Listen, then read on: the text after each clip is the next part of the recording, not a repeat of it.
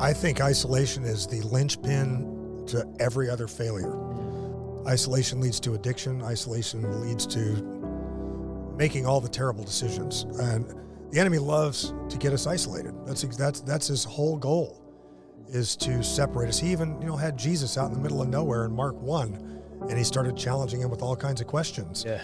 Jesus was alone, and here comes the enemy, and he does the same thing to us. He wants us to be separated from the herd, so to speak, so that we become prey. And I've said all along that isolation is what leads to everything else. Yeah. Addiction, divorce. Once you get by yourself, the enemy says, you're better off alone. Yeah.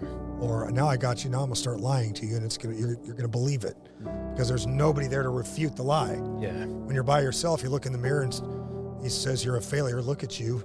You have no one else to say, no, you're a good man. Yeah. It feels like you can be easily convinced too. Oh, of course. Yeah.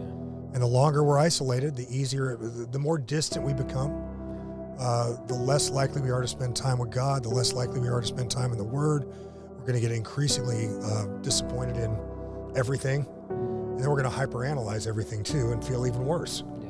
And if nobody's there to refute it for us, then he wins. Yeah.